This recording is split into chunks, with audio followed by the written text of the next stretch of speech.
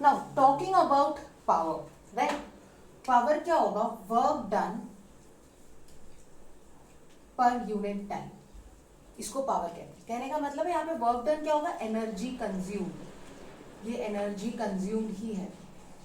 तो मतलब मैं ये लिख सकती हूँ एनर्जी कंज्यूम्ड क्या हो जाएगा? Power into time. ठीक है, so talking about defining power, it will be work done per unit time. इसका एसआई यूनिट क्या होगा? वॉट्स। मतलब see that is work done क्या होगा? जूल्स होगा, राइट? एनर्जी कंज्यूम्ड है वो, टाइम क्या है? Seconds. So joule per second क्या होगा? Watts, WATTS, watts. ठीक है, तो पावर 1 वॉट कब कहेंगे? पावर का ऐसा यूनिट 1 वॉट का मतलब क्या है? 1 joule of work is done पर सेकेंड, तब कहेंगे पावर इज 1 वॉट। ठीक है, सो इसको अलग तरीके से भी रिप्रेजेंट कर सकते हैं। इसके और भी फॉर्म्स है in terms of current and potential difference, in terms of current and resistance, वो भी देख लेते हैं। So power is equal to work done upon time.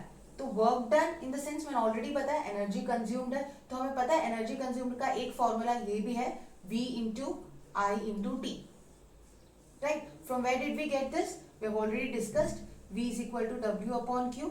तो W क्या हो जाता है? V into Q। We represent work done in the form of energy, so ये Q क्या हो जाता है? I into T।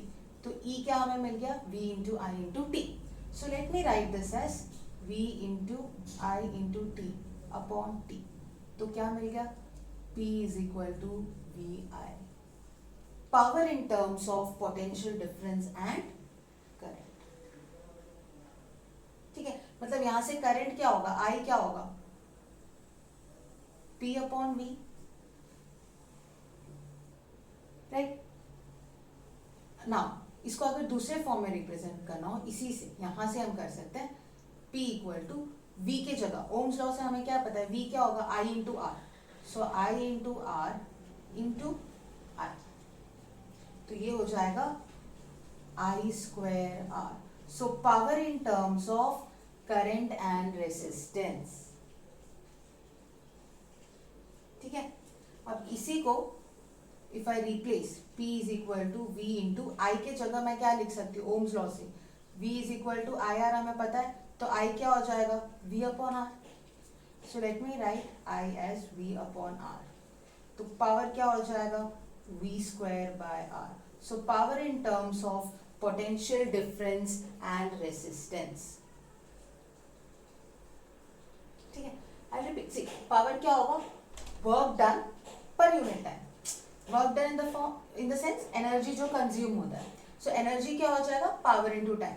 We know the SI unit of energy is joule, so joule पर सेकंड क्या देगा? एसआई यूनिट ऑफ पावर देगा, which is what's. So 1 what क्या हो जाएगा? 1 जूल पर सेकंड हो गया।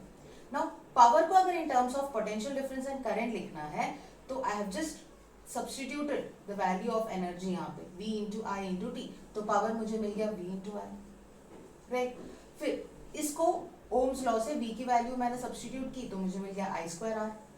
फिर ओम्स लॉ से V equal to I R हमें पता है, तो I क्या हो जाएगा? V upon R. तो V को एज इट इज रखा और I को क्या लिखा मैंने? V by R. तो मुझे एक और फॉर्मूला मिला पावर का in terms of potential difference and resistance, that is P equal to V square by R. Now let me ask you one question. अगर मैंने दो बल्ब लिया है, 100 वॉट्स का और 60 वॉट्स का, किसमें रेसिस्टेंस कम होगा और किसमें रेसिस्टेंस ज्यादा होगा? कि आप इस फॉर्मूला को ध्यान से देखेंगे तो आपको पता चलता है कि ये पावर और रेसिस्टेंस क्या है? इनवर्सली प्रोपोर्शनल है, राइट? तो जितना ज्यादा पावर होगा उतना कम रेसिस्टेंस होगा। तो इसमें सबसे ज्यादा पावर किसका है? ये बल्ब का है। इसको बल्ब B1 मान लेते हैं, इसको B2 मान लेते हैं। तो 100 वॉट बल्ब क्या होगा? रेसिस्टेंस क्या होगा 100 वॉट बल्ब का? कम होगा कंपेयर टू 60 वॉट। ठीक है, यानी resistance in 100 watt bulb will be less than the resistance in 60 watt bulb, क्योंकि जितना ज्यादा पावर होगा उतना कम रेसिस्टेंस होगा। अगर ऐसी बात है तो जितना कम रेसिस्टेंस होगा करंट उतने ही अच्छे से फ्लो होगा उसमें।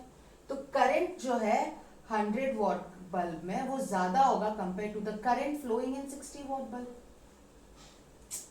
राइट? क्योंकि अगर यहाँ पे रेजिस्टेंस कम है तो current will easily flow, so obviously current through 100 watt bulb will flow easily compare to 60 watt bulb. ठीक है, तो using this formulas you will have some numericals to solve based on these three formulas or maybe this. ठीक है, so chapter ends here. Solve blue questions, that is index question and exercise. Then we'll solve some extra questions in the coming classes.